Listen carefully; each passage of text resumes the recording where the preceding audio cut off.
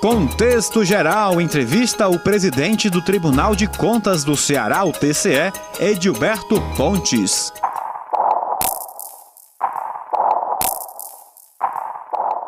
Eu me formei em Economia já há um bocado de tempo, em 1993. Depois eu fiz mestrado em Economia também, aqui na Universidade Federal do Ceará. Tanto o mestrado quanto a graduação foram na Universidade Federal do Ceará. Depois eu fiz doutorado em Economia na Universidade de Brasília. Então, minha vida foi basicamente nessa área. Eu fui para o IPEA, fui técnico em planejamento e pesquisa do IPEA, fui concursado do IPEA nos anos 90. E depois de ficar lá, ser pesquisador do IPEA, pesquisar na área de finanças, muito na área de finanças públicas, na área tributária, na área de gastos públicos, foi a minha área de atuação principal. Aí eu acabei fazendo um novo concurso ainda em Brasília, onde eu morei 12 anos, fui trabalhar na Câmara dos Deputados como consultor na área de orçamento. Fiquei lá 4 anos, inicialmente nessa área de orçamento. Depois fiz um novo concurso para a Câmara dos Deputados, para consultor na área de economia, porque era uma área mais específica que eu queria trabalhar. E acabei ficando no Congresso quase 9 anos, em Brasília 12, pouco mais de 3 anos no IPEA. Então foi essa minha trajetória, vamos dizer assim, inicial. E eu dividi até em uma segunda parte da minha vida profissional, quando eu voltei aqui para Fortaleza.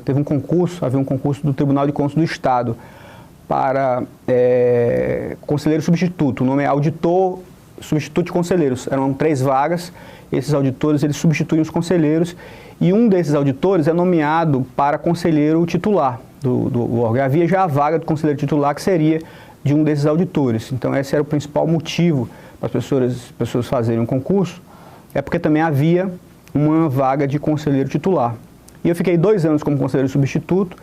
Em 2010 fui nomeado conselheiro titular do Tribunal de Contas do Estado. Era o governador Cid Gomes na época, uma lista tríplice, que na verdade eram só 3 auditores, 3 substitutos, e fui nomeado em 2010 conselheiro do Tribunal de Contas. Então desde 2010 estou como conselheiro do Tribunal de Contas, fui corregedor do Tribunal, fui vice-presidente, presidente, estou no 3º ano de presidente do Tribunal, 2 anos na primeira eleição, fui reeleito agora em dezembro, em janeiro, reassumi como presidente, né? É o meu 2º mandato, 3º ano já como presidente do Tribunal de Contas.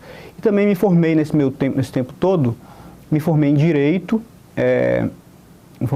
também na Universidade aqui de Fortaleza, comecei em Brasília, lá na Universidade do CEUB, e terminei aqui em Brasília, aqui em Fortaleza, na Universidade de Fortaleza, a Unifor, em 2009, curso de Direito. E depois também fiz pós-doutorado em Democracia e Direitos Humanos na Universidade de Coimbra, em Portugal. Isso já foi em 2016 que eu concluí. Então a minha trajetória tem sido nessa área de finanças públicas, direito e economia. Então basicamente tem sido minha trajetória profissional. E também nesse meu tempo também sempre dei aula, fui professor da Universidade de Brasília por 4 anos, professor da Fundação Getúlio Vargas também durante vários anos, vários períodos. Aqui quando voltei para o Ceará, até comecei a dar aula, mas a vida muito atribulada do Tribunal de Contas, muito trabalho, acabei não continuando, mas dei alguns cursos aqui na Universidade Federal do Ceará ainda. E vez por outra participo sempre da vida acadêmica, eu gosto muito. De vez em quando eu participo de banca de mestrado, banca de doutorado, concurso de professor da universidade, participei na UNB, participei na UFC, na Universidade Federal de Santa Catarina, de banca de doutorado, de banca de mestrado, enfim.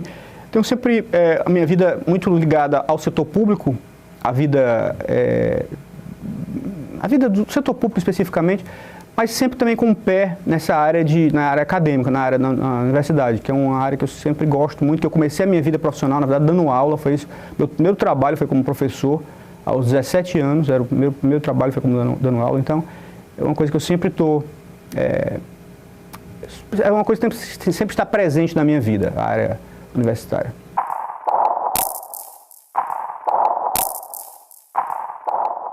O Tribunal de Contas é um órgão que foi desenhado ainda há muito tempo, né? já pelo Rui Barbosa que pensava nele, mas não é a experiência só brasileira. A Europa toda tem, a França tem, Portugal tem, Espanha tem.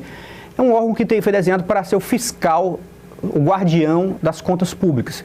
Um órgão que tem com o dever principal, julgar contas, ele julga as contas, qualquer um que administre dinheiro público precisa prestar contas ao Tribunal de Contas, ele julga essas contas, julga com definitividade, é ele que julga, depois dele não tem recurso para outro órgão, ele que julga de forma definitiva, não há recurso, a não ser que haja algum problema, algum procedimento não ter sido observado pelo tribunal. Mas do ponto de vista de mérito, é o tribunal, segundo a Constituição, o órgão que julga contas. Além de julgar as contas, ele fiscaliza o tempo inteiro. Está tendo uma licitação no órgão qualquer, uma secretaria qualquer está fazendo uma licitação, um município qualquer de uma secretaria está fazendo uma licitação, fazendo uma compra, uma aquisição, está executando um contrato, está executando uma obra. O papel do Tribunal de Contas é fiscalizar tudo isso. Então, é uma tarefa extremamente importante e extremamente difícil. Por isso que ele tem um corpo técnico muito qualificado, são concursos muito disputados, a remuneração é uma remuneração bastante competitiva. Então, você tem um corpo de engenheiros muito grande no tribunal, de contadores, de profissionais do direito, várias pessoas de várias áreas, multidisciplinar, exatamente porque as áreas que a administração trabalha, a administração pública trabalha, é bastante ampla. Então, o Tribunal de Contas precisa se preparar, estar à altura dessa tarefa que não é fácil, mas que é uma tarefa extremamente importante. Então, o trabalho dele, em resumo, é esse: é fiscalizar as contas públicas, é julgar as contas públicas, é ser o guardião dos recursos públicos.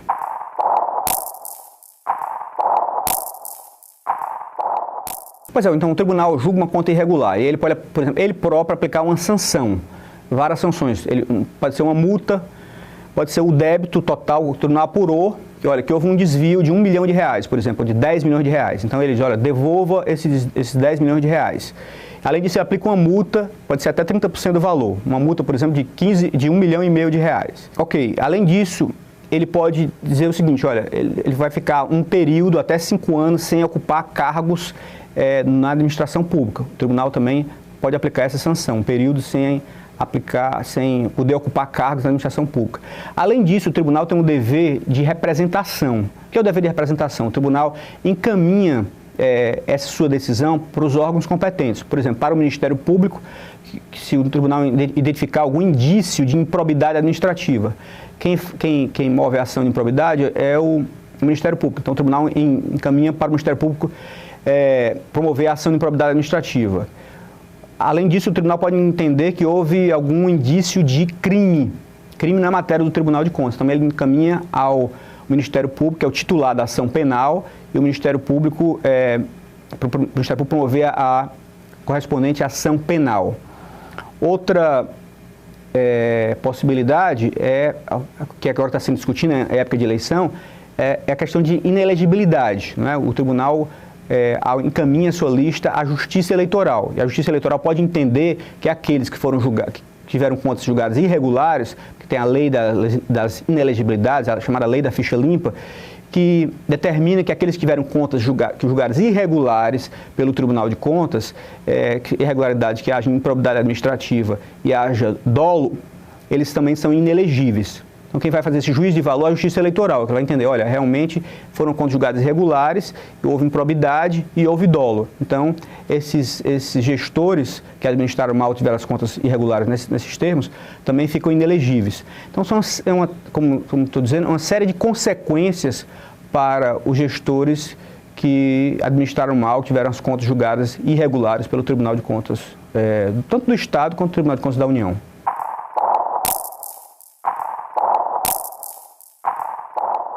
Esse é um cuidado que a gente tem e a gente deve ter cada vez mais, não é? Porque o problema, até que se fala muito nisso, olha, hoje a gente vive no direito administrativo do medo, direito administrativo do terror. As pessoas estão com medo, ninguém quer assinar nada, então a gente vive de outro lado uma paralisia da administração pública. E afastando também bons profissionais, bons gestores, que poderiam colaborar, contribuir com a administração pública. Vitor, não quero, recebe um convite para ser secretário de Estado, recebe um convite para ocupar uma função importante no governo e não aceitam com medo de futuros problemas. Então, o tribunal procura ter muito cuidado com isso, no sentido de distinguir com muita clareza o que é uma mera tecnia, um erro formal, de realmente um desvio, de uma ilegalidade grave.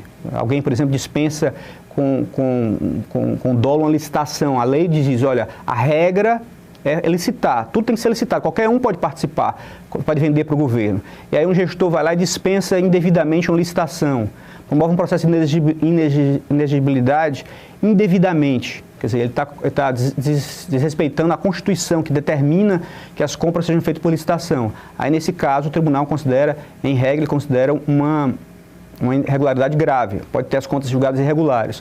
Ou então um gestor que desvia, olha, constrói, tem uma licitação, tem um contrato assinado, para construir determinado projeto, e o projeto é de 10 milhões de reais. O gestor vai lá e diz, olha, realmente foi entregue essa obra de 10 milhões de reais. Aí os fiscais do tribunal, por exemplo, por conta de uma denúncia, por exemplo, ou por outra razão qualquer, seu plano de auditoria, vão à obra. Chegou lá e disse, olha, essa obra não é 10 milhões de reais, claramente aqui é uma obra de 5 milhões de reais.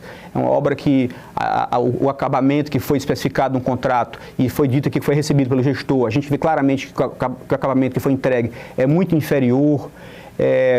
Enfim, qualquer coisa que seja muito aquém, seja abaixo do que foi contratado e foi pago pelo valor contratado, é uma irregularidade grave, isso é um desvio, isso é alguma coisa que seja a aplicação do débito. Então o tribunal, além de julgar irregular, disse, olha, teve um débito, você pagou 10 milhões, mas aqui só vale 5 milhões, então 5 milhões tem que ser devolvido, não é? O tribunal aplica uma multa, pode ser até 30% daquele valor, e além disso, olha, aqui tem indício de crime, aqui há por exemplo, um peculato, então encaminha para o Ministério Público promover uma ação penal contra aquele gestor. Então, a gente procura sim, eu acho que tem um cuidado muito grande. Tudo com o processo do tribunal é um processo muito cuidadoso, um processo que tem vários atores. As pessoas pensam que é só o conselheiro que vai lá e decide, não é assim. Olha, você tem um órgão técnico, toda a instrução que o órgão técnico faz, segundo regras muito bem definidas, resoluções, as regras do jogo são muito claras, tem resoluções do tribunal, tem a própria lei orgânica, tem o regimento interno e tem as resoluções do tribunal. Então, as instruções são feitas a partir disso, a partir de regras muito bem estabelecidas, pré-estabelecidas. Depois da instrução do tribunal, do órgão técnico, tem o parecer do Ministério Público. O Ministério Público que atua junto ao Tribunal de Contas e dá um parecer. Olha, isso aqui, vocês aqui não observaram que a lei não foi seguida nesse caso. Ou o contrário, não, o gestor agiu de acordo com a lei. Então, tem procuradores de contas, que são pessoas concursadas também, que examinam aquele relatório feito pelo ônus técnico. Depois disso tudo é que vai para o relator, que é um conselheiro. Aí o conselheiro vai apresentar, depois de examinar, ele vai apresentar o seu voto. O voto do conselheiro, outro conselheiro pode pedir vista. Olha, eu acho que aqui há um excesso. Ou o contrário, eu acho que aqui esqueceu de olhar, que aqui está uma irregularidade grave e Vossa Excelência não está aplicando aqui uma sanção devida, essa conta é irregular. Então há todo um debate público, né, à luz do sol, qualquer um pode participar desse debate e em que essas coisas são decididas. Então, é isso, quer dizer, há uma série de cuidados. Não estou dizendo que, eventualmente, o Tribunal de Contas não erre, não cometa injustiça, pode acontecer, claro. Mas uma série de cuidados são tomados. E mesmo assim, depois que o Tribunal tomou a decisão, cabe recurso. Um recurso de reconsideração. E o Tribunal vai reexaminar aquela matéria distribuída para outro relator, de novo a instrução do órgão técnico, que outras pessoas, não são as mesmas que fizeram aquele primeiro, eles vão examinar, outro órgão vai examinar, realmente houve excesso ou o contrário, isso aqui realmente foi muito leve essa sanção, porque às vezes o Ministério Público não recorre, o Tribunal foi muito leve aqui, o Ministério Público recorre. Outro grupo vai examinar, realmente acho que aqui foi muito leve. E é distribuído para outro relator, tem de novo parecer do Ministério Público, tem uma série de cuidados que a gente toma para evitar que haja injustiças. Eventualmente pode ocorrer, claro que pode. Somos humanos e podemos errar, é óbvio. Mas uma série de cuidados são tomados para evitar que injustiças, que problemas desse tipo, né? Olha, um gestor por uma simples tecnia recebeu uma sanção grave, recebeu uma multa grave, foi julgado a conta irregular. Então isso é raro que aconteça, exatamente porque uma série de cuidados são tomados para que isso não aconteça.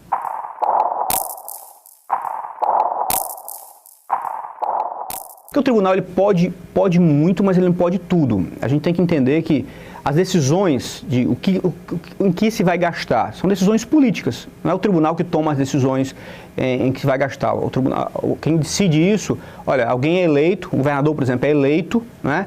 Ele decide construir determinada coisa, um aquário, por exemplo.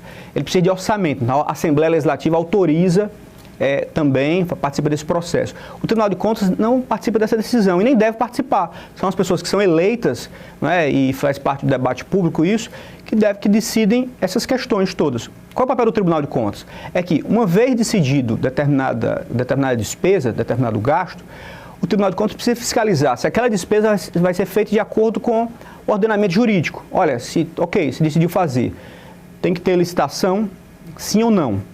Esse aqui é obrigado. Por exemplo, quem apontou no caso do aquário na época problemas que deveriam ter havido uma licitação foi o próprio Tribunal de Contas. Houve lá um debate intenso dentro do Tribunal de Contas sobre isso. O governo fez entendeu que era inexigível, é uma questão até controversa, não quero nem adiantar, porque isso não vai ser apreciado pelo tribunal de forma definitiva, mas o fato é que é uma questão controversa. Olha, realmente há outros, há empresas capazes de construir obras desse tipo no mundo? Há ou não há? Havia um debate sobre isso. Olha, não há, é uma coisa muito especializada, poucas empresas podem fazer isso, apenas uma do tipo que a gente quer. Havia todo um debate sobre isso. E o tribunal questionou, né? Há um processo lá no tribunal, foi questionado pelo tribunal, os órgãos técnicos do tribunal examinam essa questão. Isso é uma coisa, né? O próprio essa linha leste do metrô, o tribunal também tem várias decisões sobre isso, tem acompanhando os fiscais do tribunal, os engenheiros do tribunal vão à obra, fiscalizam, examinam, há processo no tribunal sobre isso, o tribunal tomou decisões sobre isso em algum determinado momento. Então, esse é o papel do tribunal, fiscalizar que determinada decisão foi feita, tomada, se foi de acordo com o ordenamento jurídico. Agora, a gente não pode nunca achar que é o tribunal que toma decisões, esse é o grande erro, aquela história de, olha, cada um tem o seu trilho, né? Qual é o trilho do Poder Executivo, o governador que foi eleito? Ele tomar decisões, olha, vamos gastar nisso, vamos gastar naquilo. Ele foi eleito, ele participa do debate público, é sujeito a críticas, é sujeito à eleição, né? Faz parte do jogo. A Assembleia Legislativa é a mesma coisa, os parlamentares são eleitos, assim como o governador. Então eles vão lá e dizem, olha, vamos colocar dinheiro nisso ou não vamos colocar dinheiro naquilo. Ele faz parte do jogo. O Tribunal de Contas não pode participar do jogo, não deve participar desse jogo, definir o que vai ser gasto. Vamos gastar nisso, nessa política pública A, B ou C. O máximo que a gente pode fazer, que deve fazer, é avaliar a política pública. Olha, se vocês gastaram 100 nisso aqui, o resultado foi muito pífio. O resultado foi muito bom, poderia gastar mais nisso. Recomendar até que se gaste mais nisso ou naquilo. Mas jamais tomar o papel do administrador público, não é o papel dele. Quando ele faz isso, ele sai do trilho dele. Vamos usar a expressão que foi usada outro dia, sai da caixinha dele. Agora, ele tem que fiscalizar. O papel dele é fiscalizar. Olha, o que é isso, senhor governador, senhores deputados? Os senhores escolheram fazer isso? Aqui a lei é essa, o ordenamento jurídico brasileiro é esse. Então, tem que ser de acordo com a lei. Tem que ter licitação, tem que ter a modalidade correta de licitação, tem que ter depois a obra, se foi contratado por 100, tem que entregar o 100. É isso o nosso papel. Todas as sessões são feitas cautelares, são emitidas cautelares pelo tribunal, determinando que determinadas licitações, ou então processos de contratação que estavam em via de acontecerem, que não tinham a licitação devida, o tribunal manda interromper. Ontem mesmo teve 4, 5 exemplos disso. Todas as sessões que acompanham têm exemplo disso. Específico que o tribunal entende. Às vezes o tribunal entende que não é o caso. E às vezes o tribunal entende que é o caso. E até os tribunais de contas têm sido até muito criticados por isso, porque é uma questão muito interessante isso, porque quem é o gestor, olha, veja o caso, as pessoas, a administração pública, um mandato, né, de um gestor é muito curto, 4 anos passam muito rapidamente, né? Então, aí o sujeito prepara toda uma licitação, o governador eleito, o prefeito, o que seja, e aí um projeto longo, que ele sabe que dificilmente vai conseguir terminar dentro do mandato dele, aí vem um tribunal de contas, olha, tem uma irregularidade grave, e manda suspender, toda a vida isso gera um desgaste enorme para o Tribunal de Contas, inclusive para o TCU. E há algumas propostas tramitando no Congresso Nacional até para limitar esse poder do tribunal. Olha, ok, por exemplo, tem uma que está tramitando, foi até aprovado no Congresso, o tribunal pode suspender, mas num prazo máximo de 1 mês. Não é? Então tem isso. Exatamente por isso, porque de um lado há essa pressa, essa urgência dos gestores, porque os mandatos são curtos, né, as coisas acontecer, e de outro tem um cuidado do Tribunal de Contas, que ele deve ter, que é o seu dever, que as normas, a lei de licitações, por exemplo, o dever de licitar, sejam obedecidos. Né? Há sempre, então, essa tensão entre o Tribunal de Contas, que tem um papel de exigir o estrito cumprimento da lei, e o gestor que quer que as coisas sejam feitas de forma mais rápida possível. Então, por isso que o trabalho do Tribunal de Contas sempre gera tensão. Uma vez por outra, a gente vê algum gestor, o ex-presidente Lula mesmo via dizendo isso, olha, a gente apronta tudo, aí vem o Tribunal de Contas e atrapalha as coisas, vem o TCU e atrapalha. Isso havia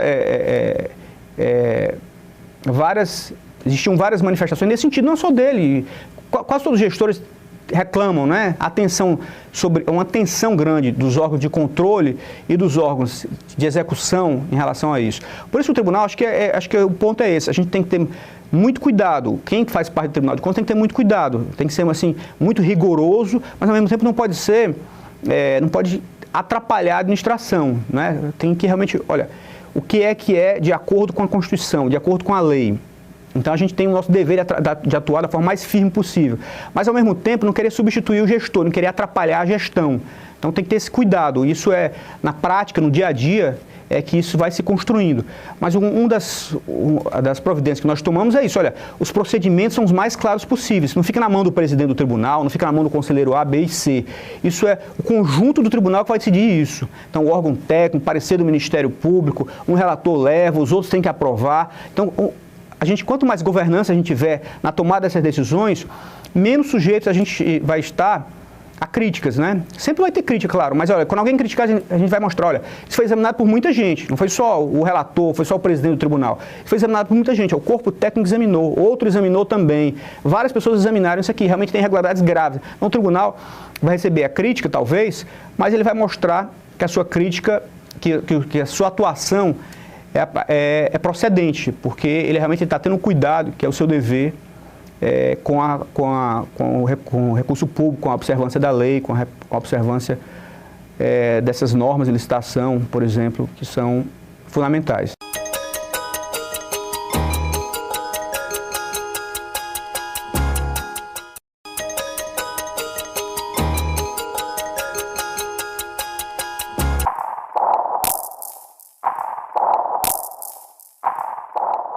Esse é um debate, não é um debate só brasileiro, nacional, é um debate internacional. Como é que a gente compõe esses órgãos todos, né? Esse poder judiciário? A gente foi olhar, por exemplo, a experiência americana. Os ministros da Suprema Corte americana são indicados pelo presidente de forma vitalícia. Até mais vitalícia do que aqui é até 75 anos. Lá não, até o sujeito, quando ele até morrer, na verdade. Mas quando ele, às vezes, aconteceu agora, um ministro lá da Suprema Corte, um juiz, né, como eles chamam, Associate Judge, ele disse, olha, eu não tenho mais condição, estou com 83 anos, já estou muito cansado, realmente, e resolveu se aposentar. Mas lá é assim. Nos Estados Unidos, por exemplo, o presidente da República chega a indicar o presidente do Supremo. Aqui o presidente do Supremo, por exemplo, ele é alternado, a cada 2 anos eles mudam. Lá não, o sujeito é indicado, o juiz lá é indicado já presidente do Supremo. Então ele fica vitalício, 30 anos como presidente do Supremo. Não é? Na Europa, por exemplo, eles seguiram outro modelo. A maior parte dos países seguiu um modelo de mandatos, mas também indicado pelo parlamento, com mandatos. Às vezes eu acho que um modelo interessante é um modelo com filtros, no sentido seguinte, olha, ok, é o presidente que indica, mas a partir de alguns requisitos. Por exemplo, na Espanha tem um sistema de concursos. Tem concursos, olha, quem tem interesse em ser ministro do STJ, por exemplo, haveria concursos, e aí aqueles aprovados no concurso, aí teriam 15, 20, 30 aprovados, os foram aprovados, e o presidente escolheria entre aqueles. Tem 3 vagas, ele escolheria entre aqueles aprovados. Ele não poderia tirar da cartola, tirar qualquer um, alguém que muito ligado a ele, pessoalmente ligado a ele, fez parte da campanha, uma pessoa muito ligada. E aí ele poderia escolher dentro de um grupo que passou em algum filtro. Não é um debate mundial, porque realmente essa crítica é uma crítica recorrente, né? Olha, o sujeito era extremamente ligado ao governador, extremamente ligado ao presidente da República, e depois ele vai julgar o presidente da República, vai julgar o governador. Acontece isso em muitos lugares. O sujeito é o líder do governo na Assembleia, o líder do governo no Congresso. Aí o governador escolhe aquele sujeito para ser do Tribunal de Contas. Então ele passa a ser o julgador de quem ontem ele era líder. Será que isso é o melhor modelo? Eu acho que esse debate é extremamente importante que haja, é extremamente importante que a sociedade discuta. E não precisa inventar a roda, é ver como é que o resto do mundo está fazendo, né? Como é que o resto dos países está fazendo. Porque de um lado tem esse debate todo, olha, a gente vê a Constituição que diz o seguinte, olha, todo poder emana do povo e em seu nome será exercido. Tá bom, se emana do povo, quem é que tem voto? Né, quem é que tem voto, quem é que é representante do povo. A gente olha, é o presidente da República, o governador e os parlamentares, deputados estaduais, federais, vereadores, esse aí é que tem voto. Então, o poder emana do povo, eles é que estão com o poder. Se eles é que estão com o poder, então não deveriam ser eles que escolheriam os membros do outro poder, do Poder Judiciário, do Tribunal de Contas, por exemplo? Então, essa é uma questão, né? Então, se a gente olha, por exemplo, o Tribunal de Contas, todos os conselheiros, são 7 conselheiros do Tribunal de Contas do Estado, por exemplo. 4 são indicados pela Assembleia Legislativa. A Assembleia Legislativa é que escolhe. Aí o que a Constituição fala? Olha, escolhe, mas deveria escolher qualquer um. A Constituição diz, tem que ter no mínimo 35 anos, tem que ter notório saber, em algumas áreas que ela elenca, administração pública, economia, direito. E 3, tem que ter reputação ilibada. Então, sujeito que tem condenações, sujeito que tem problemas na justiça, responde a processos vários, ele não pode integrar aquela corte que vai julgar as contas. Ok, então esse é um ponto extremamente relevante, quer dizer, no sentido que ela escolhe, mas tem que ter critérios, os critérios estão lá. Alguém pode me dizer, olha, mas na prática ninguém obedece a isso. Na prática a gente vê pessoas aí despreparadas ou então respondendo a processos indicados. Realmente o sistema tem problemas. Isso acho que o Supremo até errou nesse caso, que havia uma questão sobre isso, determinado pessoa foi escolhida em determinado estado, não lembro agora qual, e alguém alegou que ele não tinha os requisitos. E o Supremo disse, olha, mas os requisitos, quem está indicando a pessoa é que deve fazer a avaliação se tem ou não tem. Não são requisitos objetivos. Então, a falta de requisitos objetivos acaba causando uma série de problemas. Pessoas, às vezes, que não estão preparadas adequado, pessoas que têm, enfim, não tem a reputação ilibada, estrito senso, com qualquer pessoa média, essa pessoa tem a reputação ilibada, alguma pessoa média vai dizer, não, acho que ele não tem. Tantos processos que ele responde, tantos problemas que ele já se envolveu. Então, mas o fato é que esses critérios não são objetivos. Isso, então, dá margem a problemas de toda a ordem acontecerem. Mas o fato, voltando para a história, então são 4 da Assembleia Legislativa.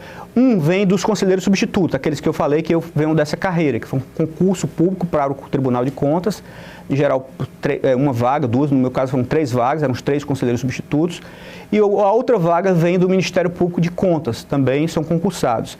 E a 7ª vaga é livre, o governador escolhe quem ele bem entender, de acordo com os requisitos também, mais de 35 anos, reputação ilibada e com aqueles conhecimentos todos. Na prática isso acontece, muitas vezes temos disfunções, mas eu acho que é um papel importantíssimo da sociedade civil, da OAB, dos jornalistas, das entidades todas da sociedade civil, cobrarem, exigirem, toda vida que virem em qualquer movimento, no parlamento, por exemplo, ou no Poder Executivo, de nomear alguém que não tem o devido preparo, que não atende os requisitos, sabe, protestarem, sugerirem outros nomes, brigarem realmente para que a Constituição, na sua plenitude, seja obedecida, seja observada. Que há muita passividade, de forma geral. As pessoas veem certas indicações e, de forma geral, sabe, as entidades da sociedade civil passivamente acolhem aquilo, um protestozinho, alguém fica falando de lado, fica reclamando e tal, mas não é mais do que isso.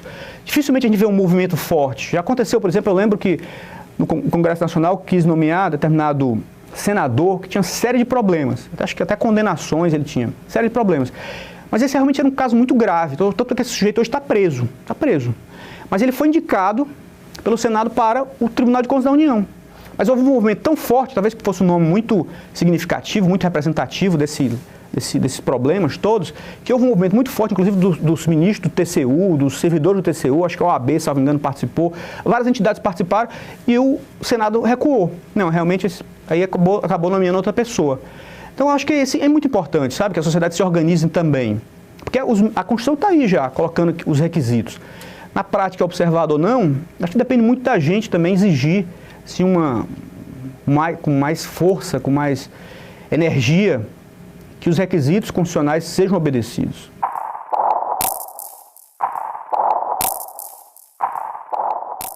Nesse campo é um dos campos que o Brasil mais evoluiu, né, nesse campo de transparência das contas públicas. Há alguns anos, eu estava falando com você que fiz mestrado aqui no CAEM, nos anos 90 ali, 94, 95, para você conseguir, por exemplo, um dado de orçamento público, você precisava ir um órgão público, que é a Receita Federal, aqui da Biblioteca da Receita Federal, para ter acesso ao orçamento público da União. Uma coisa que hoje todo mundo tem acesso de várias formas, né? Então, qualquer um vai lá, hoje o orçamento do Estado do Ceará, ou da União, de qualquer prefeitura, está amplamente disponível na internet para ser examinado por qualquer um. O Tribunal de Contas tem muito cuidado com isso, sim. A gente examina todos os portais de transparência, todas as prefeituras municipais são examinadas, a observância, a lei de acesso à informação, os requisitos de transparência são observados pelo Tribunal de Contas e a gente divulga isso no nosso site, encaminha isso aos órgãos responsáveis. Olha, uma série de requisitos não estão sendo observados aqui por essa prefeitura, e notifica a prefeitura, notifica o governo do estado, se for o caso. Então esse é um cuidado muito grande com a transparência. Eu acho que a transparência ela não é suficiente, mas é uma condição necessária para que a gente tenha um bom controle das contas públicas, principalmente esse controle social, né, controle pela sociedade. mas é uma condição necessária, embora não suficiente, porque não basta isso, tem que ter também cidadãos vibrantes, interessados, instituições que funcionem, que sejam respeitáveis, que sejam íntegros, que tenham funcionalidade, tudo isso é fundamental também, mas transparência é um passo importantíssimo, é uma condição necessária para que o pleno exercício desse tipo de questão, de direito do servidor, o direito à transparência, o direito ao bom uso do recurso público seja obedecido, seja observado.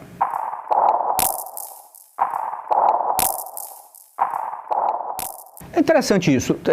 Realmente foi uma decisão foi extremamente traumática para muita gente, não é? Muita gente sofreu aquilo ali, foi realmente uma instituição que existia há 60 anos, então foi muito traumática, tenho certeza que foi.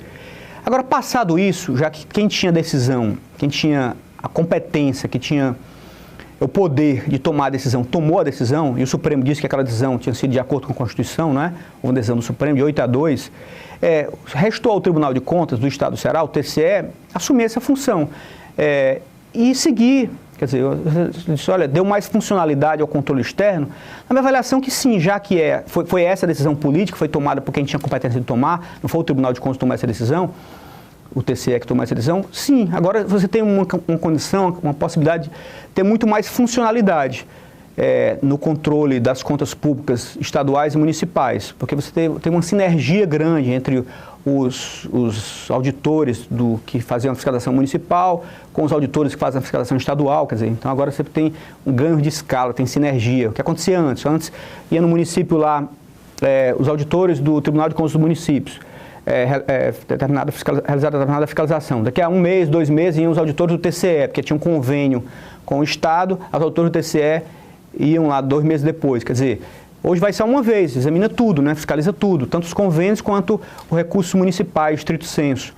Então, deu mais funcionalidade ao tribunal, deu mais capilaridade ao Tribunal de Contas do Estado. E, ao mesmo tempo, quem fazia a fiscalização municipal deu um poder institucional maior, não é? Porque é um órgão que não está sujeito à extinção pela Assembleia Legislativa, por exemplo. Então, é um órgão institucionalmente mais forte. Então, para fazer um controle efetivo, um controle forte, é importante que haja que a instituição seja forte. Uma instituição vulnerável, frágil, pode ser extinta a qualquer momento.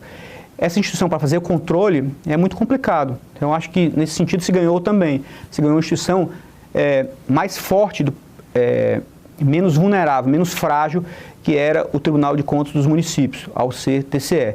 Então, eu acho que é isso. Quer dizer, foi tomada a decisão, por quem tinha competência de tomar, o Supremo disse que era constitucional, e resta ao Tribunal de Contas muito menos avaliar se foi certa ou foi errada a decisão, né, foi tomada, arregaçar as mangas e trabalhar muito, e enxergar isso, olha, qual é o lado bom disso tudo? Apesar de todo o trauma que houve para muita gente, o lado bom disso tudo é isso, deu mais funcionalidade, deu mais capilaridade, tornou mais forte institucionalmente o controle. Então eu vejo o lado positivo, é isso que a gente está trabalhando muito lá para isso, nesse sentido, né? Tem toda uma transição, é claro que tem uma transição, não é uma coisa automática, é uma instituição que existia há 60 anos, tinha uma cultura própria, uma lei orgânica própria, regimento interno próprio, quadro próprio de servidores, tudo isso.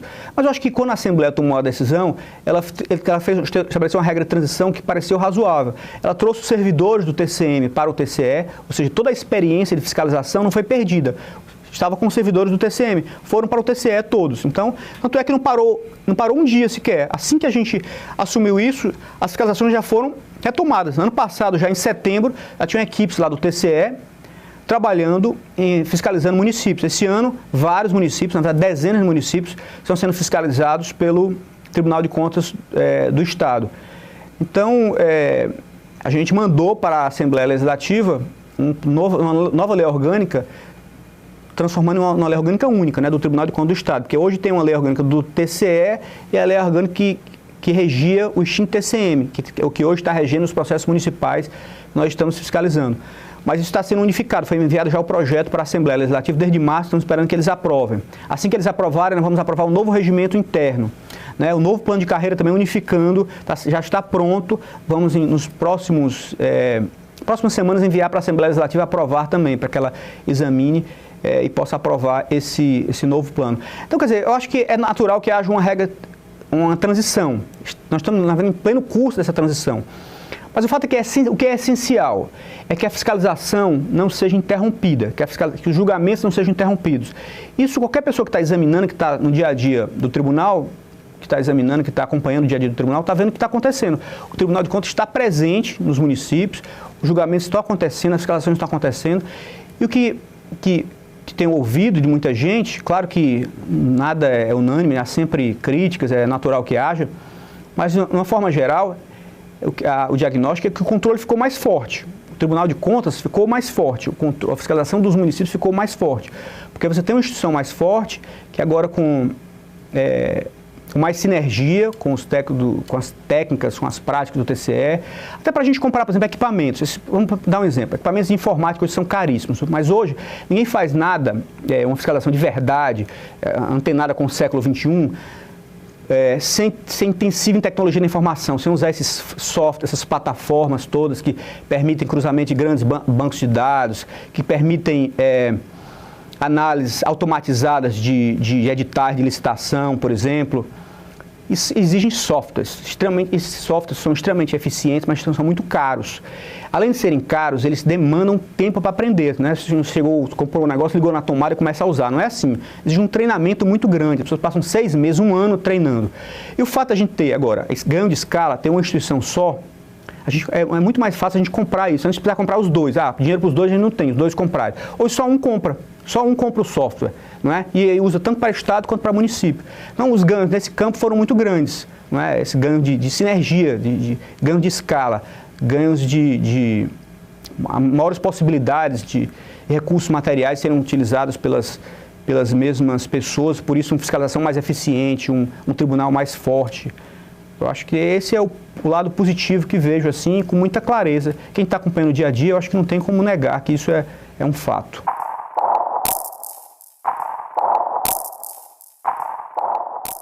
Essa é uma grande questão. Primeiro porque aquela história, até James Madison que dizia, se os homens fossem anjos, não precisava de governo, né? E se os anjos integrassem o governo, precisava de controle interno, controle externo. Quer dizer, tem problemas de toda a ordem, a gente sabe disso. Na administração federal, a gente vê, por exemplo, esse escândalo todo aí da Petrobras, é um escândalo, Lava Jato, tipicamente do governo federal, porque às vezes as pessoas falam, isso é problema no município, como se fosse assim, não é só município, gente, é problema na União, né, nos estados também, problema de toda a ordem, vários aí ex-governadores presos, né, ex-secretários de Estado, problema no município também. Então, esse problema de corrupção no Brasil é muito grave e a gente tem várias instituições que cuidam disso, que deveriam, que fazem o trabalho, mas às vezes é insuficiente, porque tem que ser todo dia. Às vezes você fecha uma porta, quando vai olhar, outra porta se abriu, né? Porque tem gente que entra na administração pública com o intuito de desviar, de se perpetuar no poder, de criar esquemas para poder financiar campanhas. Isso a gente não pode ignorar, isso é ingênuo, achar que todos estão ali com o interesse público, não é nem sempre assim. Mas eu acho que tem que diferenciar aquela pergunta que você fez antes, aquela questão anterior, sobre a tecnia e irregularidade grave. Qual a diferença entre quem entra com o intuito de roubar, de desviar, de cometer irregularidade e quem às vezes comete atecnias, desvios formais, problemas formais? Primeiro, eu acho que uma questão fundamental que a gente às vezes esquece é uma questão, até um certo paradoxo da democracia. Primeiro é o seguinte, olha, para ser eleito prefeito, por exemplo, governador ou presidente da República, não tem requisitos maiores, não é? Qualquer pessoa, por exemplo, sujeito não tem nem nada de administração pública, zero. Ele é, por exemplo, um excelente dentista, um ótimo médico, um excelente advogado, mas não tem nada de administração pública, por exemplo. Ele pode ser eleito. Ou então ele só tem um 2º grau, é um sujeito simpático e tal, ele não tem nada de administração pública. Ele pode ser eleito prefeito ou governador do estado e tal. Então, esse é um ponto importante. Mas 2, e aí essa é a questão fundamental. A administração pública, gente, é uma coisa profissional, é uma coisa extremamente séria. A administração pública não é uma coisa para amadores. A administração pública é uma coisa sofisticada. A gente não pode esquecer isso. É sofisticado. Lei de licitações e contratos é extremamente sofisticada. Lei de responsabilidade fiscal é extremamente sofisticada. Todas as leis que regem, todas as normas que regem a administração pública são sofisticadas. E as pessoas vão, muitas vezes, para a administração pública de forma amadora.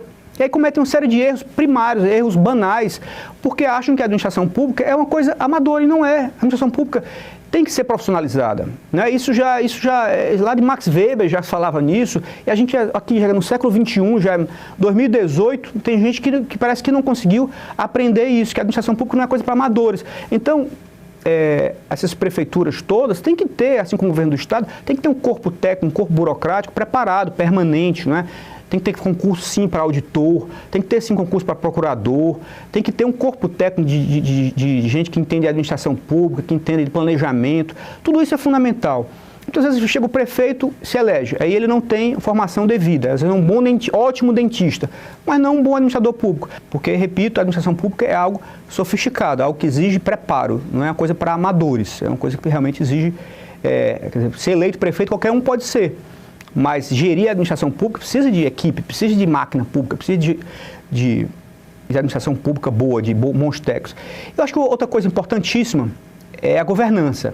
Tanto é que hoje no tribunal nós estamos investindo muito nisso, em governança. Fundamental. Quanto maior o nível de governança, todas as esferas de governo, todos os níveis de governo, maior a boa gestão, né? Maior as entregas de serviço para a população e menor as possibilidades de risco, de desvios, de irregularidades e tudo mais. Então, eu acho que, assim, em síntese, o seu ponto principal é que é verdade que há muita corrupção no Brasil. Essa transparência internacional, por exemplo, o último número mostrou o Brasil no 96º lugar em percepção de corrupção. Cada índice que passa a gente piora, a gente era 62º, 76º, agora 96º. A gente tem sempre piorado nesse campo, é até um paradoxo. Puxa vida, com a Operação Lava Jato aí, com tantas instituições fortes, o Ministério Público um dos mais fortes do mundo, o Tribunal de Contas forte, e ao mesmo tempo tanta corrupção, por que a gente não melhora tudo isso, né? É difícil até saber isso. A gente pode pensar o seguinte, olha, será que essa percepção de corrupção também se percebe porque está se apurando muito mais hoje, porque as instituições estão funcionando realmente, o Tribunal de Contas hoje é muito mais forte, quando vê a irregularidade, antes, talvez no passado, ele ficasse meio constrangido, não vou dar uma licitação disso aqui porque é de interesse de A, de B e de C. Hoje não, o Tribunal vai lá e dá uma cautelar, ele se afirmou muito mais como instituição do que no passado, o Ministério Público é muito mais atuante do que era no passado, ele não se constrange mais por certos grupos poderosos. Talvez seja isso. A gente realmente, talvez os historiadores do futuro é que nos deem uma... os historiadores no futuro, né, olhando para trás e tenham realmente um quadro do que está acontecendo exatamente hoje. Mas o que eu vejo é assim, que a gente melhorou muito, apesar de todos os problemas, a gente melhorou, o Brasil melhorou muito nesse campo, apesar de todas as irregularidades em todas as esferas de governo, mas as instituições estão aí. Eu acho que o Tribunal de Contas é muito mais forte hoje do que era 10 anos ou 20 anos atrás. O Ministério Público hoje é muito mais forte, muito mais aparelhado do que era 10, 20 anos atrás. E o próprio Judiciário também se afirmou mais. Tanto é que tem reações. Hoje você vê o mundo político, hoje o mundo político mesmo reage a isso. Olha, eles não têm voto, eles estão interferindo demais. Não é? Você vê, vez por outra, políticos importantes reclamando, se queixando.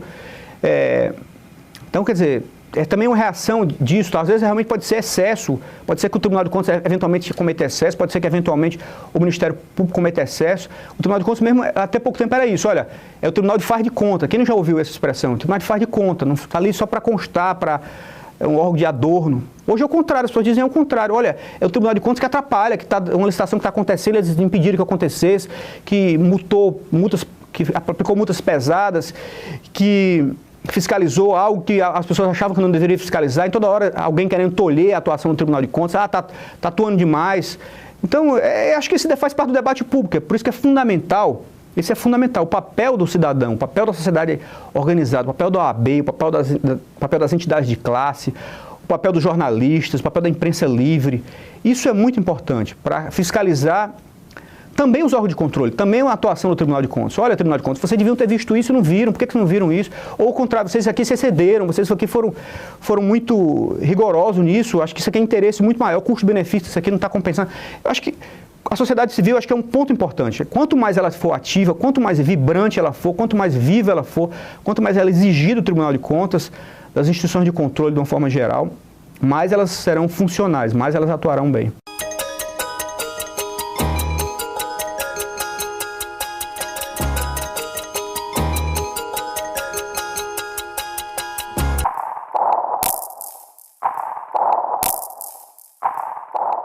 Uma série de cuidados que os tribunais de contas costumam tomar, aqui mesmo há essa operação contra o desmonte, né? a própria lei de responsabilidade fiscal criou mecanismos para isso, para evitar que isso aconteça. O gestor, o prefeito, no final do mandato, ele não pode deixar o que o pessoal chamava antigamente de herança maldita. Ele tem que deixar recurso em caixa para cobrir todos os compromissos que foram assumidos. Ou ele não deixa resta pagar nenhum, deixa compromisso, ou ele deixa o recurso correspondente para pagar os compromissos que foram assumidos. Então, é um cuidado, sim. Em todo final de gestão municipal, os tribunais de contas, o TCM já fazia isso, os tribunais de contas ficam atentos a denúncias, claro, mas também tem um movimento, um trabalho específico para evitar isso, desmontes, para evitar... Acho que esse é um problema muito mais do passado do que de hoje. Claro que hoje pode acontecer, e estou dizendo que não aconteça, mas que há um cuidado específico contra isso, inclusive legal, a própria LRF, como falei, a Lei de Responsabilidade Fiscal, tem uma preocupação específica para isso, enquanto o Tribunal de Contas já tem uma estratégia montada para evitar esse tipo de problema. A gente já tem uma fiscalização específica para isso, no final de mandato.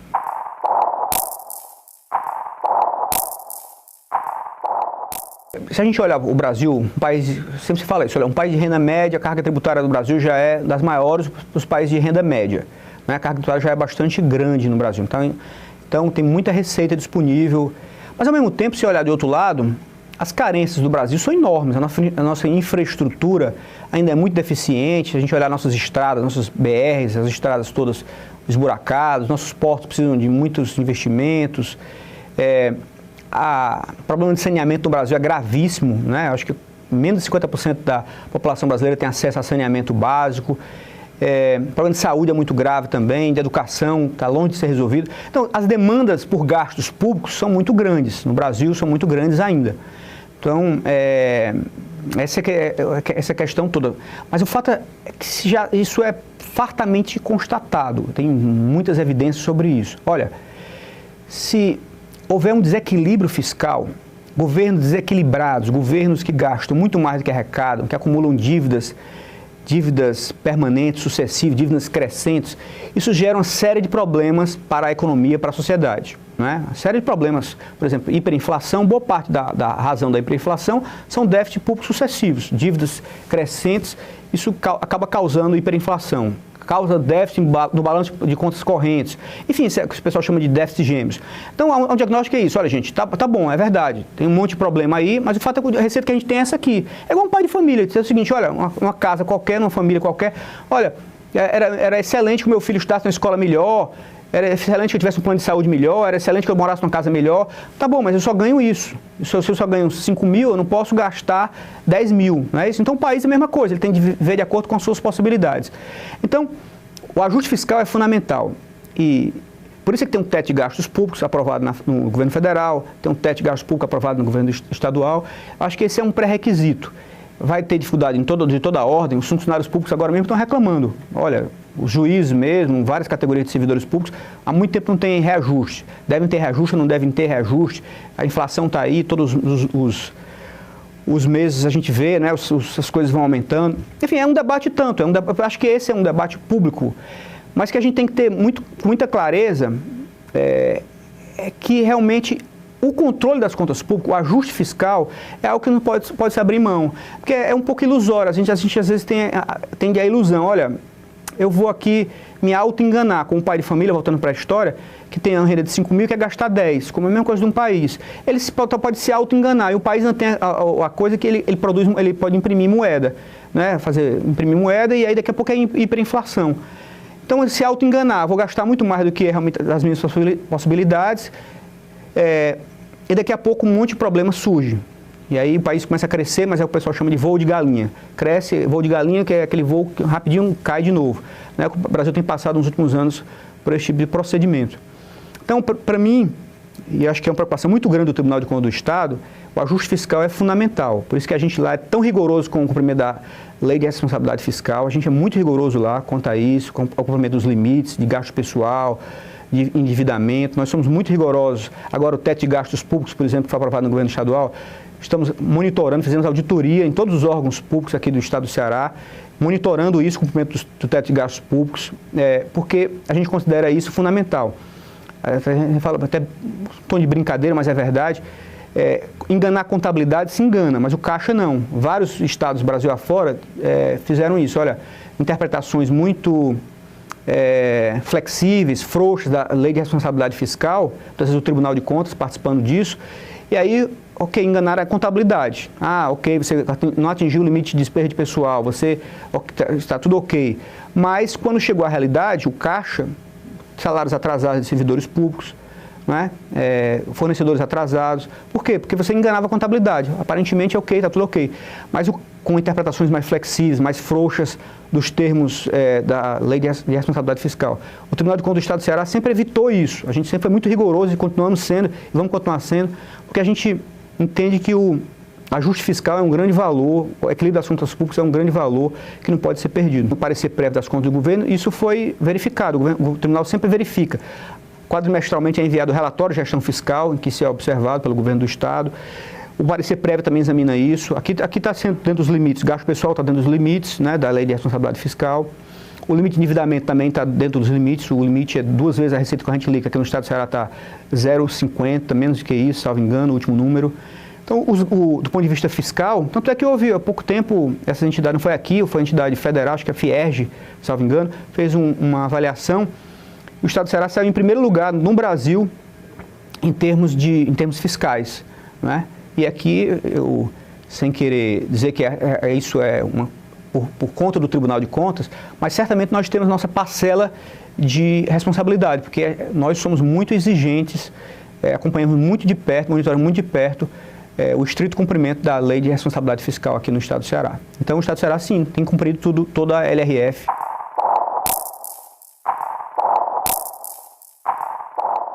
Claro que o tribunal acompanha e divulga isso, o relatório, por exemplo, das contas do parecer prévio, das contas do governador, esses dados são explicitados. Mas, de novo, como eu estava dizendo para você antes, não é o Tribunal de Contas que decide em que se vai gastar. Essa é uma decisão política, né? Quem decide isso é quem foi eleito. O governador decide, vou usar tanto em saúde, tanto em educação, tem as leis também que determinam isso. Então é uma decisão política tomada pelo chefe do Executivo e pela Assembleia que autoriza o orçamento. O Tribunal de Contas não diz, olha, o senhor tem que gastar menos nisso e mais naquilo. Se nós fizéssemos isso, nós estaríamos saindo da nossa caixinha, estaríamos saindo do nosso trilho, das nossas competências. Não é competência nossa, não é atribuição nossa.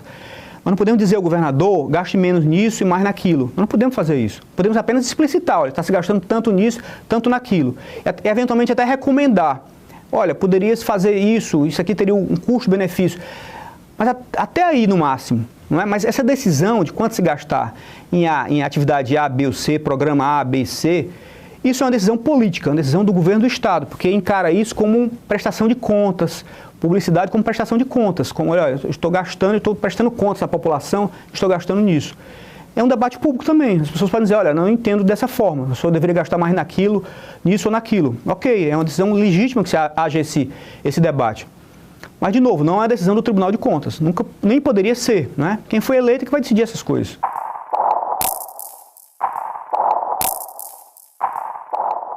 A lei, não somos nós, a lei veda denúncias anônimas. O Tribunal de Contas recebe denúncias que sejam devidamente identificadas. O sujeito tem que denunciar ao tribunal, colocar alguns indícios daquele problema que ele está identificando e se identificar. Agora, o que acontece muitas vezes é que alguém anonimamente, por estar com medo de ser perseguido, por exemplo, faz uma denúncia ao tribunal e não se identifica, mas coloca uma série de documentos, que são evidências fortes. Por exemplo, olha, está tendo nepotismo em determinada secretaria, por exemplo. E aí coloca lá, olha, o diário oficial, colocar alguns indícios fortes que aquela pessoa tem ligações com o secretário, por exemplo, é nepotismo, é o irmão dele, é o filho, coisa do tipo, ou na secretaria, na prefeitura, etc. Se ele mandou indício, o tribunal arquiva a denúncia, mas vai examinar, abre uma representação. O próprio tribunal, de ofício, vai examinar aquilo, porque recebeu documentos. Não é? Então a denúncia ele arquiva. Porque ele é obrigado a arquivar pela exigência legal, que veda denúncias anônimas. Mas se alguém tiver com medo de ser perseguido, se mandar documentos para o tribunal certamente vai examinar. Existe uma ouvidoria, sim. Ouvidoria é um dos canais de entrada, mas não é o único. Ele pode denunciar diretamente, chegar no protocolo do tribunal, olha, eu estou apresentando aqui uma denúncia. Eu, fulano de tal, CPF número tal, título eleitor número tal, e apresenta uma denúncia. E anexa uma série de documentos que dê alguns indícios. Porque veja o caso também. Por que a gente tem preocupação com isso? Com vedação de denúncia anônima, que é a lei, e tem que apresentar alguns indícios. Porque também o número de servidores do tribunal, de auditores, é limitado. Vejam, são 184 municípios. não é? Cada município tem várias secretarias. Câmara de Vereadores. Aqui, a Prefeitura de Fortaleza é enorme, né? Um orçamento de quase 10 bilhões. O Governo do Estado também. Assembleia Legislativa, Poder Judiciário, Ministério Público, enfim, o número de jurisdicionados do tribunal é muito grande. O nosso número de auditores é pequeno, são 300 e poucos auditores. Se toda denúncia anônima, alguém quisesse, por exemplo, até desviar o tribunal, olha, eu não quero que o tribunal tenha foco, que o tribunal, eu quero atrapalhar o tribunal. Um pouco como o pessoal faz com o trote da polícia, não é isso? Ficam fazendo trote atrapalhando a polícia, atrapalhando o corpo de bombeiros. Então fazer toda hora trote para o tribunal, fazendo denúncias que não tinham nenhuma procedência, aí o tribunal ia gastar a energia dele, não é? Ele tem muita coisa para fazer, com coisas que não teriam nenhum tipo de procedência, seria só desvio de energia, desvio de foco. Então, por isso, para a gente não perder o nosso foco, é que a gente exige uma série de coisas. A lei exige uma série de coisas. Exige alguns documentos que comprovem minimamente aquilo, exige que a pessoa se apresente, não é? Que não seja uma denúncia anônima, para evitar isso, sabe, a gente se disperse, né?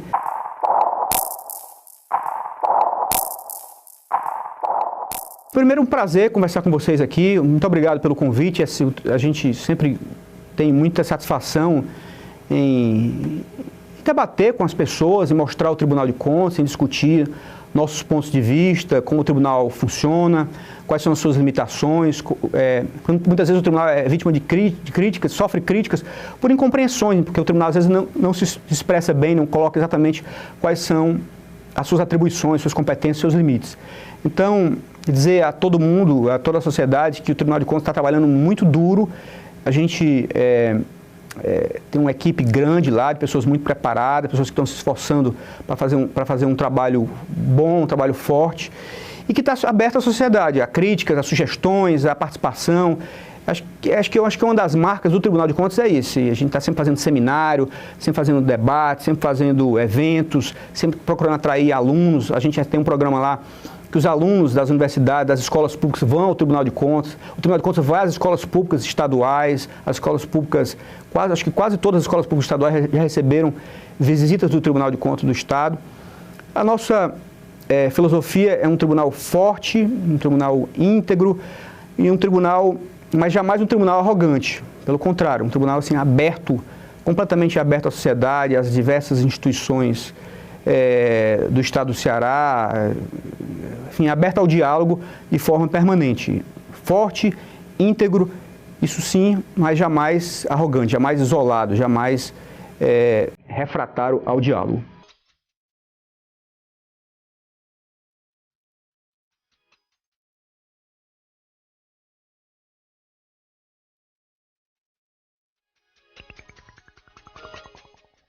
Contexto Geral entrevistou o presidente do Tribunal de Contas do Ceará, Edilberto